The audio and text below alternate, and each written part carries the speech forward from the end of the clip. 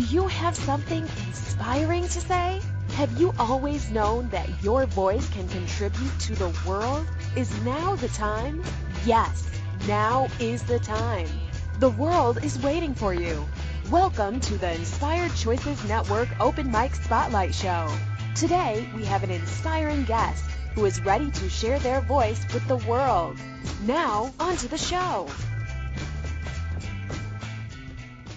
Welcome to the Open Mic Spotlight here on Inspired Choices Network. Today we have one of our radio show contestants, Darcy Jean Gundlach, with us.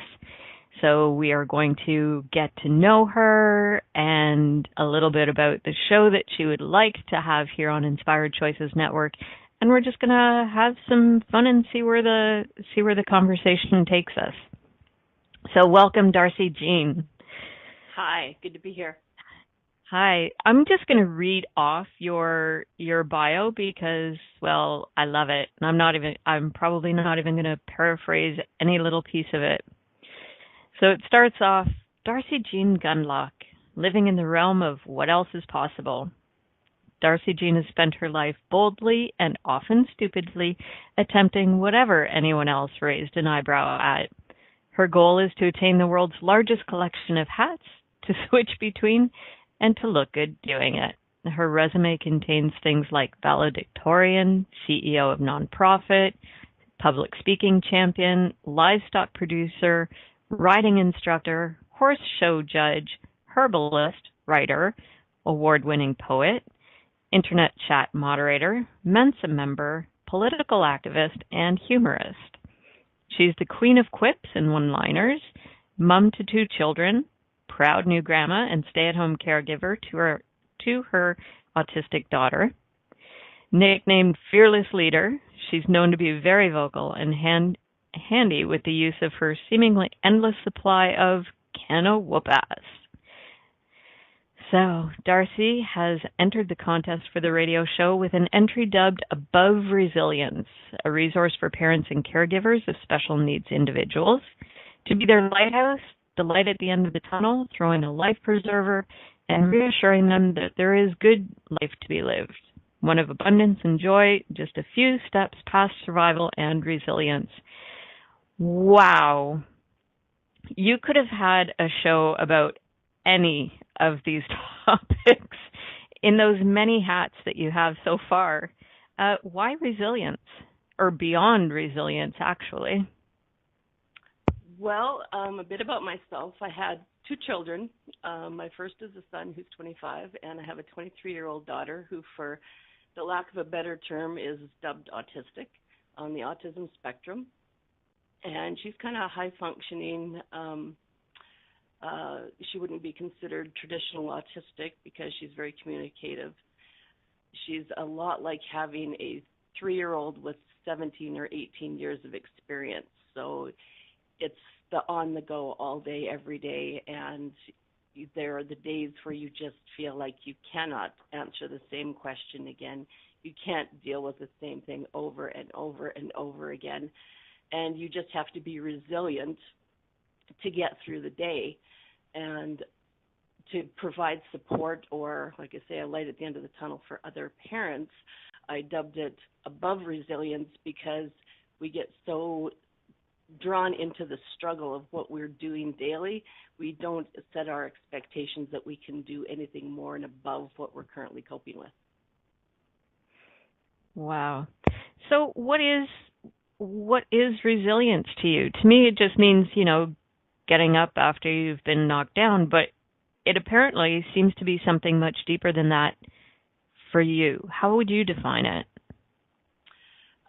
For a parent of a special needs child, whether it's a child that's on the autism spectrum or you're dealing with disabilities, if you're the caregiver even to someone who has a terminal illness, there's a wide variety of caregivers, but the bottom line for everybody is they deal with the same issues, and you're so busy taking care of everyone else that you don't get the opportunity to take care of yourself. And so often you feel guilt, you feel sorrow, you are fighting or resisting the opinions of the experts that you deal with on a daily basis. You're kind of always in defense mode. You feel like you're on the ropes, whether it's teachers or doctors, therapists, all the people that you have to deal with. And you never ever feel that you can relax. You're always waiting for the other shoe to drop. If you have a good day, you go, yeah, but it's only a good day so far. What's going to happen? And so a lot of those parent issues, you feel criticized, you feel judgment, you feel the sting of the ignorance of other people who say things and not understand just exactly how that affects you, a lack of support, whether it's financial or emotional support, or simply feeling disempowered, like you aren't in control of your own life. Those are the issues that parents need to have some tools to deal with. So how has it been different between your two children? Like, I would think at the beginning stages anyway, that could be any given day with any child. How is it different with a special needs child? With the degree of health issues she's had and just the drama and trauma involved with that, back in 2013, we had an issue where she was just psychotic with health issues and we couldn't put a finger on what it was. And after a lot of soul searching, she didn't sleep for 5 weeks. She was up ranting and screaming for 5 weeks. I would have to have somebody come in and give me an hour to catch up on my sleep. Other than that, she was on the go constantly. And kind of piecing it together at the end, we realized that the drugs that the doctors were trying to give her to help her calm down were causing her intestinal pain. And that was the source. She was in so much physical pain that she was absolutely had gone crazy, and nobody could put the pieces to the puzzle together and determine what it was. And it was kind of by accident that we found a solution to it. And with controlled diet, she's leading a fairly normal life at home now. But having gone through those health issues where you go to all the professionals for help and they go, you're the one that knows how to handle her. We don't know what to do. So you're kind of on your own here. Oh, Lord. Wow. So then how do you hang on to yourself in those times? On a very, very thin thread. No doubt. Wow. So one of the things that was really a benefit is back at the point where we were having the greatest number of problems, I started listening to, because I was up 24 hours a day, started listening to a lot of YouTube and talks from a variety of practitioners, and I had tripped across Dane here and Gary Douglas. And so that drew me into the access and the access tools. And I listened to those and found them to be extremely helpful over the course of those 2 years, and eventually went to a bars course. And it wasn't a particularly good experience, but I kind of stuck with it over the next 2 years and stayed with a number of different access facilitators, and Christine is one of them.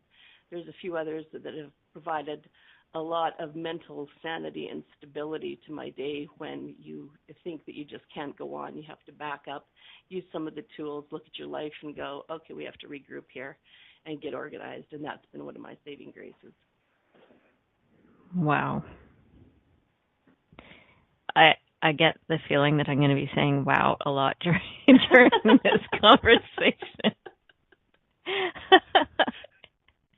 So I am thrilled that you're one of our semifinalists for this contest, because I think that there's probably a ton that you would have to offer people.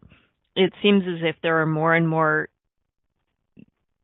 children who do require extra attention, and for whatever reason, and there are very few resources yet to kind of catch up with that. So as for being a light at the end of the tunnel, or even a lighthouse to guide people, what sorts of things are you planning on bringing to the station and to your show? Obviously, the access tools are a large part of what I've found to be helpful, and I think those need to be shared with a lot of people, parents in this situation. But specifically, my greatest asset is my sense of humor, because you might as well laugh at the day as cry about it. Like, you got to quit taking shit seriously. These children come with no instruction manual. You have no idea how to put the parts together. You have parts left over. You don't know how it's supposed to run, how it works, or even if it's going to work. And as you're going through the day, you just have to take a look at what's happened and laugh at what is there. If you can't deal with it, then you need to cry, release it, let it go, and start to move on. And that's the moving on part, making new choices. That's where I've found that the access tools have been great. And what I'm bringing to the show is providing for the parents who are facing, challenges similar to what I've been through, is show that you get so hardened, you get so browbeaten, you get so just beat down in what you're dealing with. You forget what your soft side is. You forget who the dreamer is, who the person is behind the parent, and you have to bring them back to the fore and take care of them as the caregiver. Oh, I love that. So, oh, wow. How do you even do that? I can sort of picture now how many times my mother said, well, if I didn't laugh, I'd cry. I'm kind of getting it now a little bit more clearer. I love that part about not forgetting your dreamer. Can you speak just a little bit more to that? Because that sounds absolutely divine. Well, one of the things over the last few years, dealing with my daughter, you kind of put all the things that you want to do on hold. And you go, I'm not pursuing the dreams that I had. And I've been involved with horses all of my life. And I had been certified as a horse show judge 25 years ago. And I thought, I want to get back into judging. And that's kind of a long shot. And it's one of those things where if you take the first step, everything snowballs. Keep asking what else is possible. So I took a look, and when's going to be the next judging recertification seminar? Well, it turned out it was the next week. And so, long story short, 2 months later, I'm certified, and then I got back to judging horse shows. My daughter has a difficulty finding caregivers, anybody that can watch her. She doesn't like to be apart from me. So my mom, bless her heart, she's 75.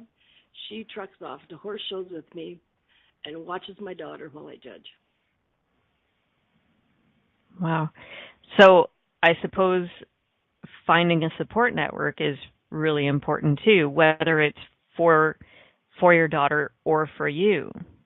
I guess Absolutely. You can't really have one without the other. So what sort of ways have you found these support mechanisms for yourself?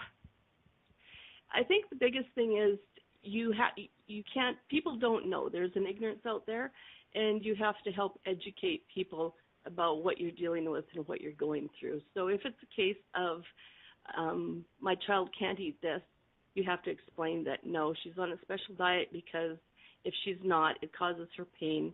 If she's in pain, she doesn't sleep. If she doesn't sleep, I don't sleep, and it's a snowball.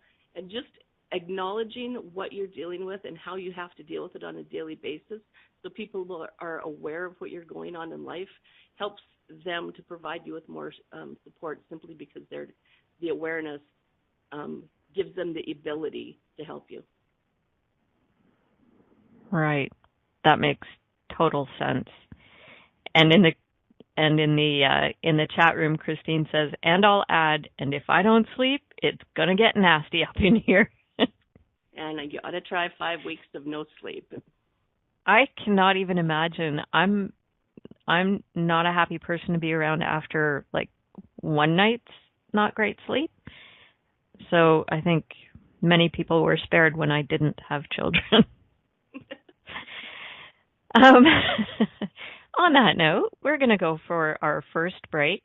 You're listening to the Open Mic Spotlight with one of our contest semifinalists, Darcy Jean Gunlock. here on the Inspired Choices Network, and we'll be right back. Do you have something inspiring to say? Would you like a taste of being one of our inspired hosts? Get on the air on the Inspired Choices Network Open Mic Spotlight Show.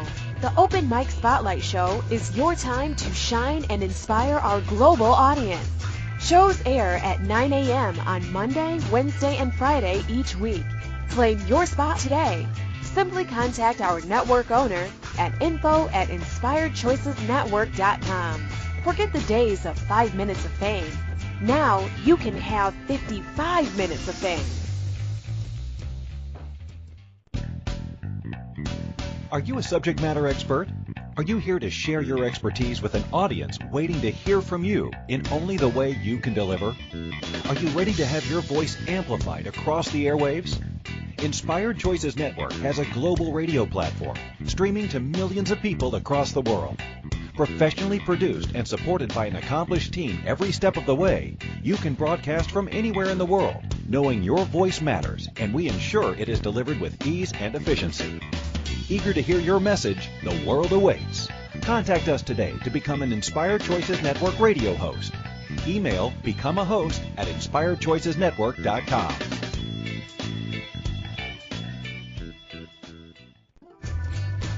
You are listening to the Open Mic Spotlight Show here on Inspired Choices Network. To call in and ask questions, call 815-880-8255 in the U.S., 613-800-8736 in Canada, or Skype us at Inspired Choices Network. Now back to the show. Welcome back to the Open Mic Spotlight here on Inspired Choices Network. I'm your host, Carol Glover, one of the other hosts here on the station, and we're here today with one of our radio show contestants, Darcy Jean Gundlach, talking about her proposed show, Above Resilience, and some of the things that make her so resilient and some of the messages that she'd like to share with the world if she should end up with her own show, which would be really cool, I think. So welcome back, Darcy. Hey. So continuing on this vein, one of the questions that popped into my head as you were talking about finding your support network and having to educate people, what are some of the worst questions someone can ask someone in your situation? It's not the questions, it's the lack of questions. Going out in public is a nightmare. Going to restaurants, having meltdowns in the stores when you're shopping, family functions they're an ongoing nightmare. Going into any environment that isn't your home environment, or even for that matter, having people in for dinner that aren't familiar, that's enough to cause a meltdown. And so the biggest thing is not the questions that people ask, but not understanding what your child deals with on a daily basis and how you have to deal with them coping with life. Right, because they're only seeing like 5 minutes or a very short amount of time. They don't see the whole overarching sort of scenario. Yeah. I've had situations where I've had a friend's daughter ask me one time and said, do you have to keep her forever or can you send her somewhere? And questions like that are really hard to take because you give birth to a completely healthy baby and then it turns out that they aren't perfect. But you're still a parent and you still raise them and you do the best job that you can. And so when somebody says a question like that, you go, gee, that stings a little bit, but I'll just smile and say we prefer to keep her at home. And you can be in restaurants, social situations where we had a family reunion this summer, and if we have people at our house, familiar friends that come in on a regular basis, then my daughter's quite comfortable being around the people that she knows and sees and will interact with them. But when we went to an environment where we're someplace different dealing with people that you don't know, she wanted no interaction. She didn't want to be close to anybody. She didn't want to talk to anybody. and pretty much hung on the perimeter of the group at all times, which makes it difficult for you to relax and enjoy yourself, visiting and catching up with relatives you haven't seen for a while, because you're always having to keep an eye on her on the outside and try to, keep a beat on what she's dealing with and where her headspace is. Right.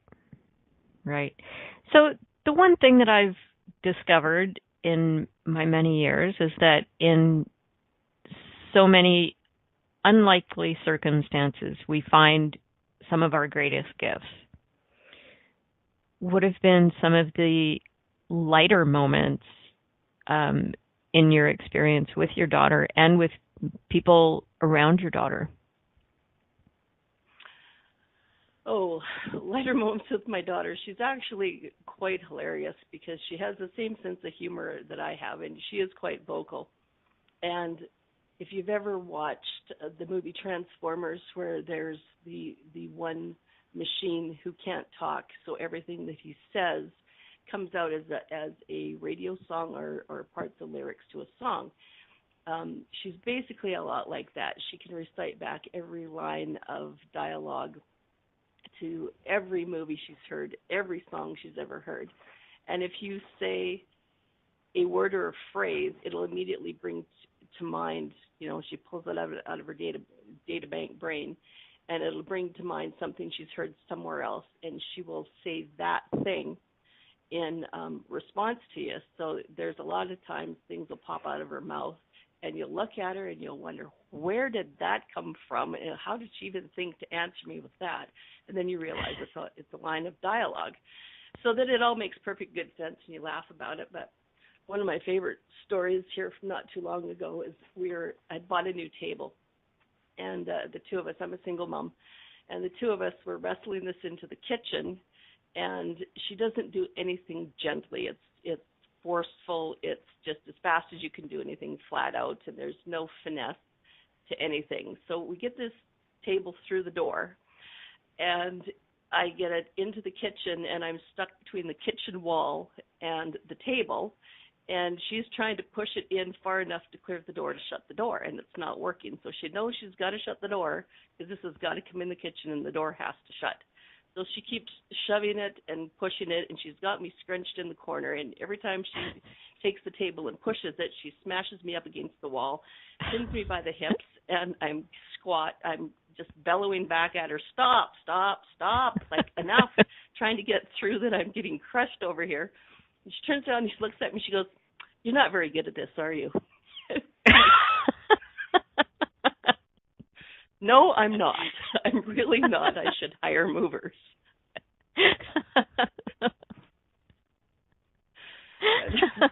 Another time you're kind of laughing about her because another time we were out working with our horses, and I can't rope. I'm the world's worst roper when it comes to handling a lasso. And I needed to catch a small baby colt and give it some medicine for, I can't remember which one it was in particular. And I walk out in the crowd with the rope, and my daughter looks at me, she goes, "Oh no, you're not going to try to rope that colt, are you?" Meaning that we're going to be here all day because you really seriously suck at roping. And I said, "Yeah, I am." And well, the roping gods must have been with me because I threw a loop, caught the colt first try, and I looked over at her and I said, "Well?" And she goes, "Holy crap, I got to sit down." And she plops down, sits in the corral in the middle of the mud. And I said, "It's a figure of speech. It doesn't mean that you have to actually do it." So she knew what the phrase was. She just wasn't sure about the practical application of it.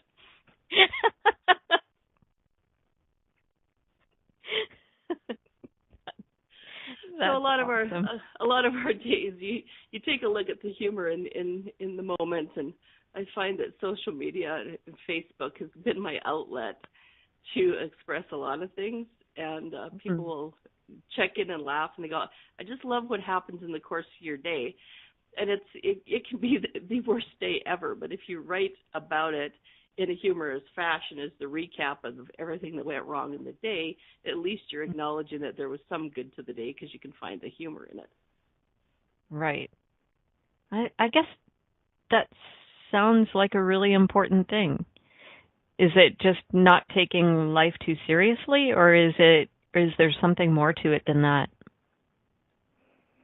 I think if you really analyze it, parse it down, it's what else is possible, because we're in this situation, and is it good or is it bad? What else is possible? And it's really living in that moment-to-moment decision making to laugh or to cry about it.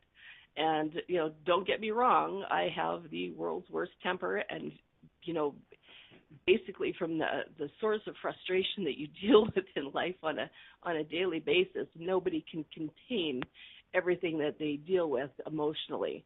You have to blow at some juncture. You have to let some steam off. You have to address everything that you're feeling.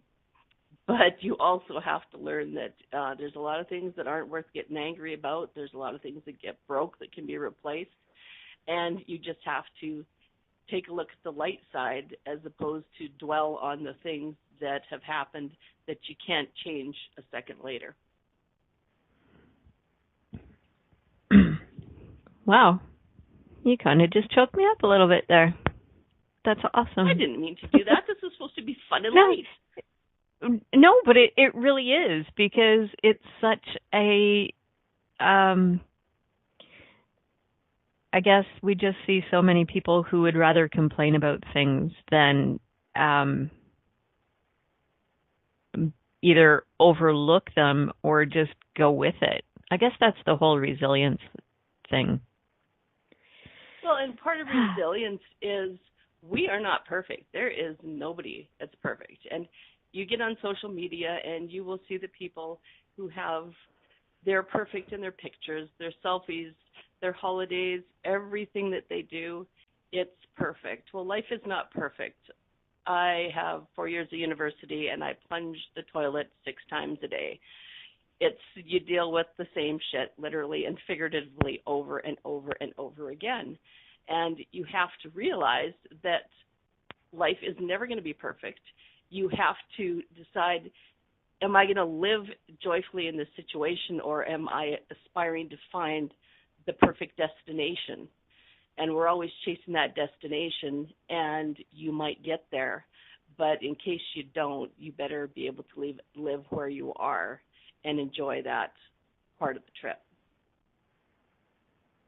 Wow, that's fantastic. Absolutely. So, why is this so important to you to share this with the rest of the world?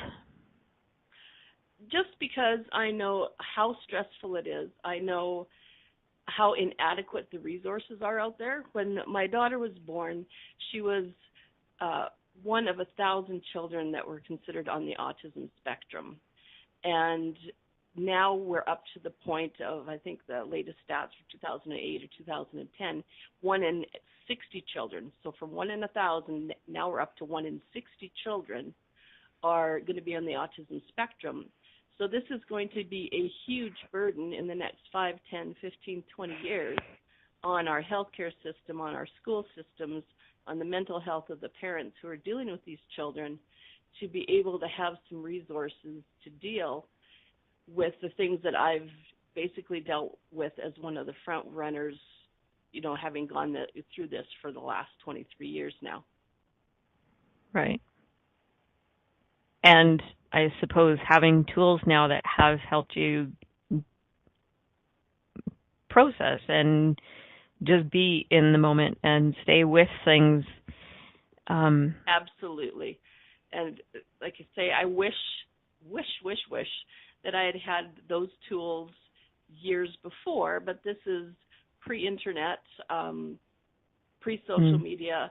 There wasn't as much sharing. It was hard to find information, and the information you had was already 20 years old. So having the opportunity now to network more one-on-one with people who are in similar situations, it's nice to go, yeah, I'm not crazy. I'm not the only one. Somebody else is dealing with the same thing. I guess this is normal. And it's a burden off your shoulders. A trouble shared is half a trouble. And that's basically where I'd like to provide some some value and assistance. Fantastic. So we're up for our next break. I'm going to give you a little break. And you are listening to the Open Mic Spotlight here with Darcy Jean Gundlach here on Inspired Choices Network, and we will be right back. Do you have something inspiring to say? Would you like a taste of being one of our inspired hosts? Get on the air on the Inspired Choices Network Open Mic Spotlight Show. The Open Mic Spotlight Show is your time to shine and inspire our global audience. Shows air at 9 a.m. on Monday, Wednesday, and Friday each week. Claim your spot today. Simply contact our network owner at info@inspiredchoicesnetwork.com. Forget the days of 5 minutes of fame. Now you can have 55 minutes of fame. Are you a subject matter expert? Are you here to share your expertise with an audience waiting to hear from you in only the way you can deliver? Are you ready to have your voice amplified across the airwaves? Inspired Choices Network has a global radio platform streaming to millions of people across the world. Professionally produced and supported by an accomplished team every step of the way, you can broadcast from anywhere in the world, knowing your voice matters, and we ensure it is delivered with ease and efficiency. Eager to hear your message, the world awaits. Contact us today to become an Inspired Choices Network radio host. Email becomeahost@inspiredchoicesnetwork.com.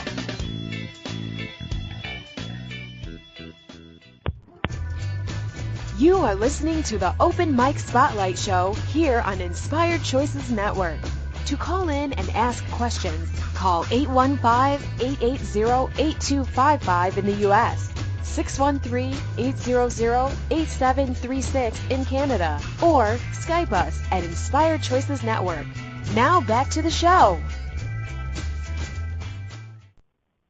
Welcome back to the Open Mic Spotlight here on Inspired Choices Network. I'm here today with one of our radio show contest semi-finalist, Darcy Jean Gundlach, and we're talking about her proposed show, Above Resilience. And we're going through a few things that sort of assist Darcy in maintaining that resiliency and wanting to share her message and tools with the rest of the world. Darcy, one of the things that I run into quite often when someone's having a really hard time or they're going through some particular challenges, I always want to try to lighten things up. And sometimes I fail miserably by saying the wrong thing at the absolute wrong moment that I think might be hilarious and bring levity to a situation, but really don't. Have you ever found yourself in that sort of a situation? And or how do you know when to bring levity and when to empathize or whatever that is? I have a size 9 mouth, and that's because my foot has spent so much time there. So it's a case of you have to. There are situations where you don't know what the right response is, and if you make the wrong response, we can't judge ourselves for making the wrong response, and so we can't judge other people for saying the wrong things to us, and we can't judge ourselves for the way that we react.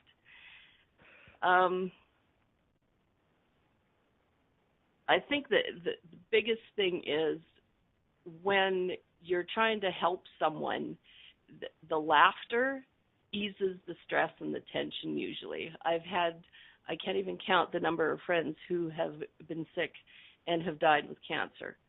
And it's a long, slow process. It's an ugly thing, and you don't want people around you. You are struggling, and it's a painful process. And if you come and spend time laughing, telling jokes, making light of the situation. You're basically laughing in the face of death. You're laughing in the face of adversity.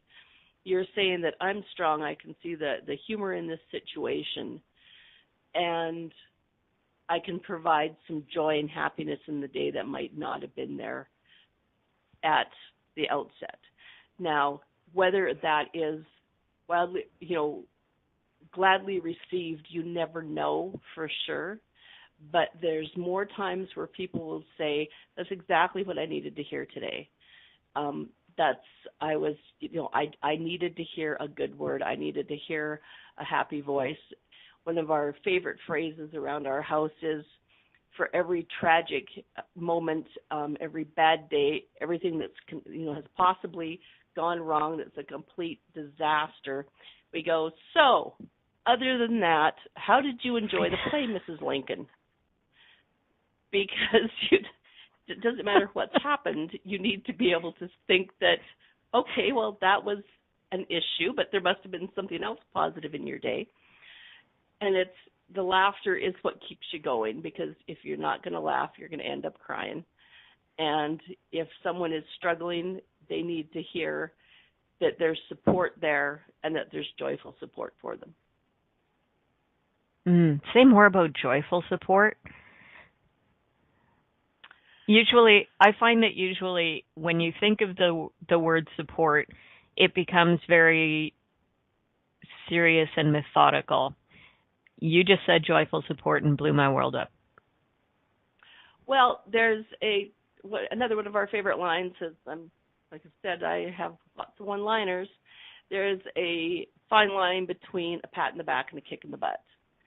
And when someone is feeling sorry for themselves, where you pat kind of depends on where that line is. And sometimes you need to have the size 9 firmly planted and give you a bit of propulsion forward. And other days you need to have that pat in the shoulder and a hug. And there's never a deciding factor of which is which, but being more open, more heartfelt, and more sharing, understanding what someone's going through and empathetic to their needs goes a long way for helping them out in the course of their day as a caregiver. So it just goes to lightening that load a little bit again. Lightening the load and just being the sunshine, being the light, being the change. It's all about what you're being, and your being is the being that helps someone else. So if we bring that back to your relationship with your daughter, has there always been a time where it's like, I don't want to be that? And how did you get through that? Where you don't want to be joyful, where you don't want to be light? Yeah. It's like, I've just had enough. I just want to sleep or something. Oh, seriously, we went through 16 years of that. How much would you like me to cover? Oh. Okay. And it's just ongoing. And you have to decide, is this going to make me or is this going to break me?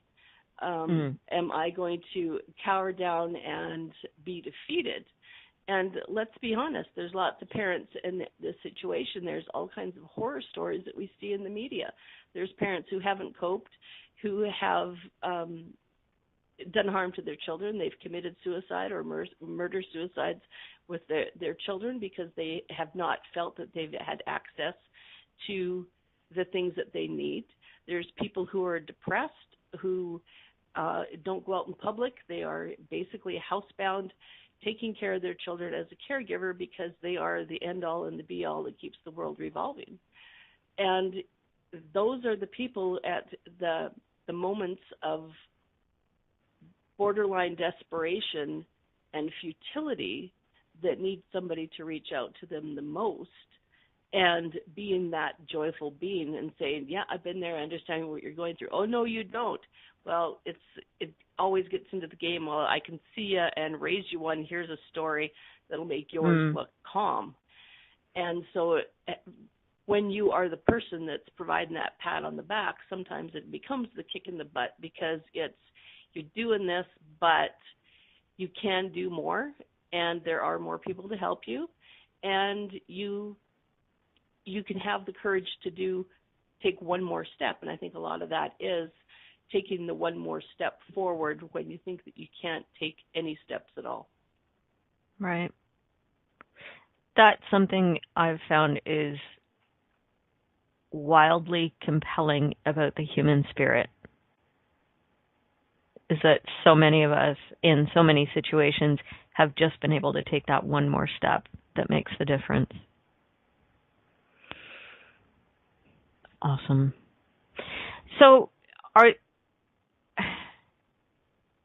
I'm guessing, because I barely know you, and I certainly don't know your daughter, but she sounds like she's got spot-on timing. So has she ever pulled you out of those moments with her one-liners? Oh, multiple times. And like I say, it's kind of funny because over the years when she has had the most health issues, she just will rant and rave, and part of that is from pulling you out of them. She can also pull you down into them with just the things that she says when she's in pain. So when we were going through the worst times, when she was in the worst pain, you would hear an endless cycle of ranting. Excuse me. Hold on, I have to evacuate the sound out of my living room. Here. There we go. We're talking about you. Go elsewhere. So she would be a case of, you are the worst mother ever. Nobody likes you. You have no friends. Just an endless litany of rants 24 hours a day that would just wear you down, wear you down, wear you down. And then when you're thinking, I can't do this, I cannot cope with one more of these screaming rants, then when she's feeling better, she'll come over to you and give you a big hug and a kiss, and, oh, you're the best mother ever. You're the best mother I could ever possibly have. And you realize that she recognizes what you're going through, and she's empathetic to your needs as well. And even though she's the cause of it, she doesn't necessarily want to be. And so those moments where you've got the joy coming back out, where you go, yeah, you are my child, you are the love of my life, and it may be rough, but we do have those joyful moments, and those are the ones that we have to savor those moments. Here it comes again. Wow. That's fantastic. That's beautiful. Are you tearing up on me over there again? No, I'm not, actually. I'm just, I'm extremely grateful to be having this conversation with you, because it's a very special relationship that the two of you have, and that you have with others that can bring that out in more people. So Thank you. Thank you. And like so, I say, the goal is... Go ahead. I say the goal is to show other people that you're not alone. There are others who have gone through the same things, or who are going through the same things, and are there as a resource for you. Awesome. Love it. Thank you. We're going to take a break now. It's a minute early or something like that, but we're going to do it just so I can sort of wrap my head and get my head caught up to more questions instead of just being stuck here in this yummy space that we're in. You're listening to the Open Mic Spotlight here on Inspired Choices Network, and we're here with Darcy Jean Gunlock, one of our radio show contestants, and we will be right back after this short break. Do you have something inspiring to say? Would you like a taste of being one of our inspired hosts? Get on the air on the Inspired Choices Network Open Mic Spotlight Show. The Open Mic Spotlight Show is your time to shine and inspire our global audience. Shows air at 9 a.m. on Monday, Wednesday, and Friday each week. Claim your spot today. Simply contact our network owner at info@inspiredchoicesnetwork.com. Forget the days of 5 minutes of fame. Now you can have 55 minutes of fame. Are you a subject matter expert? Are you here to share your expertise with an audience waiting to hear from you in only the way you can deliver? Are you ready to have your voice amplified across the airwaves? Inspired Choices Network has a global radio platform streaming to millions of people across the world. Professionally produced and supported by an accomplished team every step of the way, you can broadcast from anywhere in the world, knowing your voice matters, and we ensure it is delivered with ease and efficiency. Eager to hear your message, the world awaits. Contact us today to become an Inspired Choices Network radio host. Email becomeahost@inspiredchoicesnetwork.com.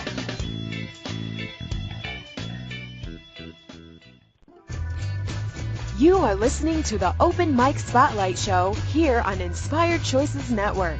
To call in and ask questions, call 815-880-8255 in the U.S., 613-800-8736 in Canada, or Skype us at Inspired Choices Network.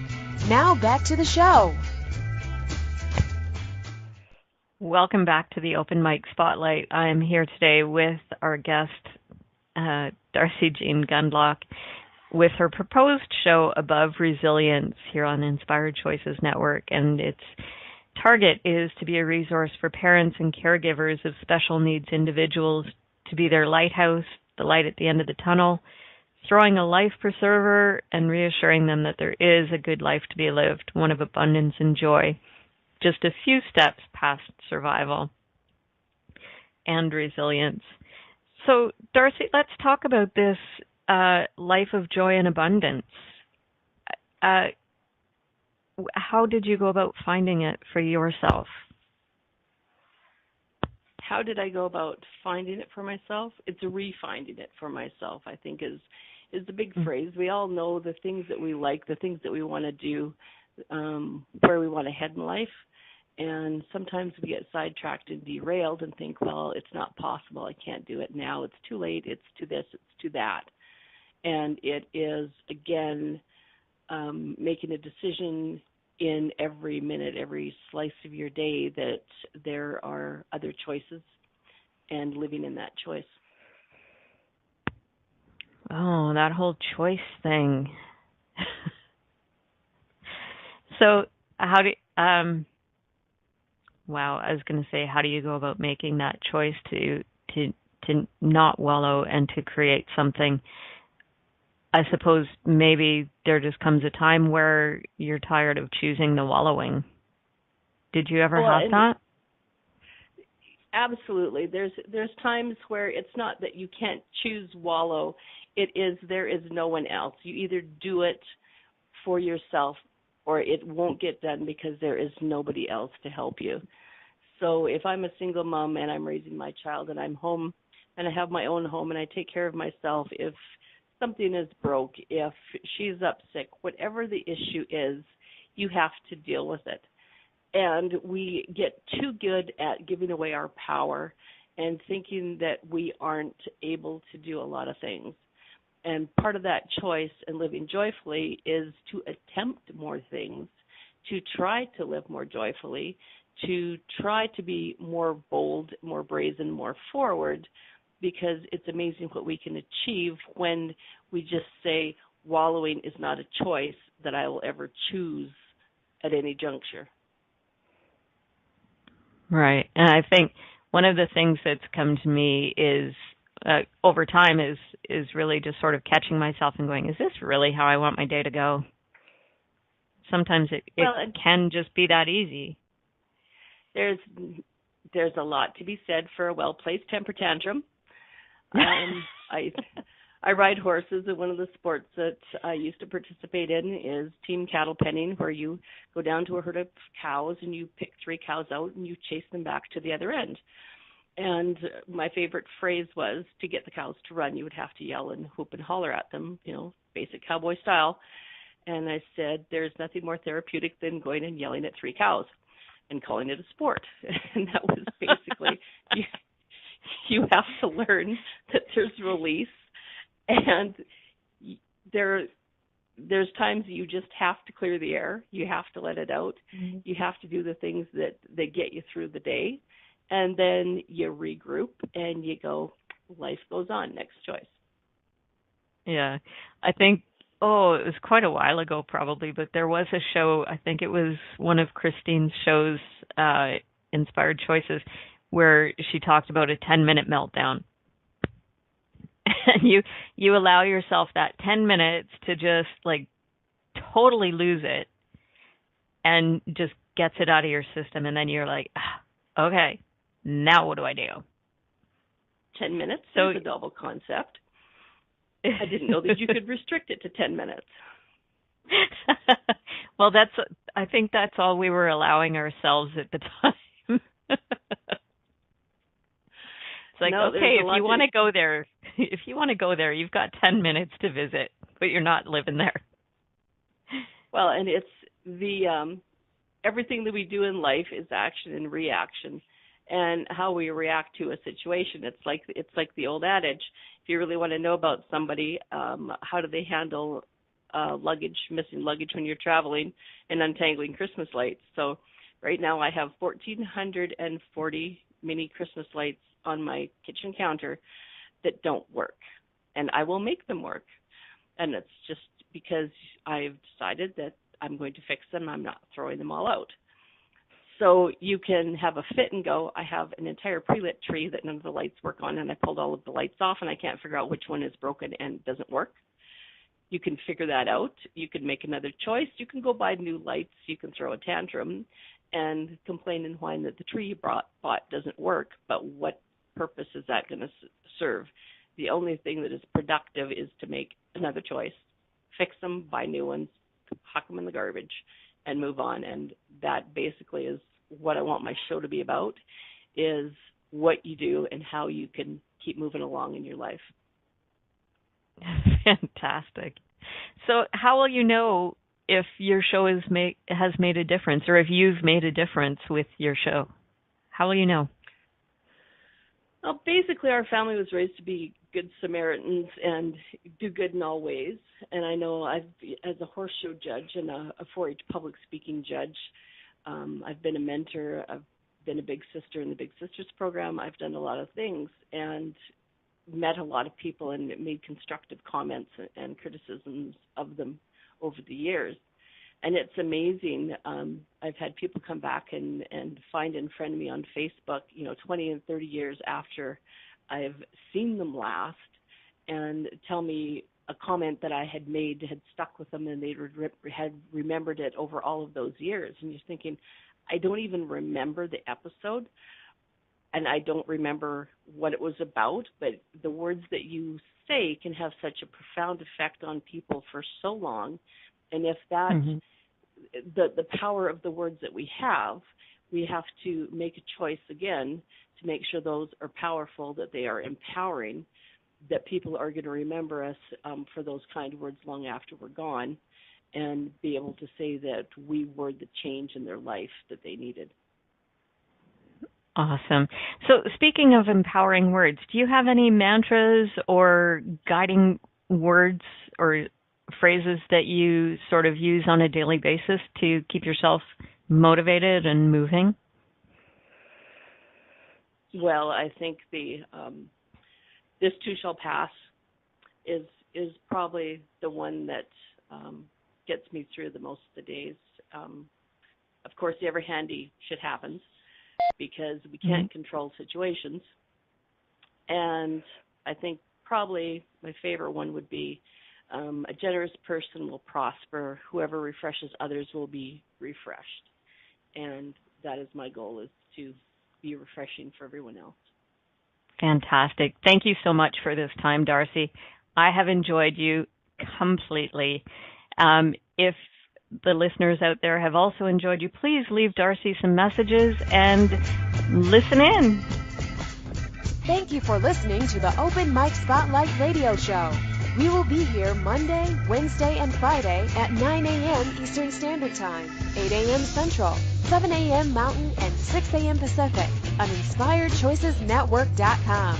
We hope you'll join us. Until then, continue to create you with joy and inspiration.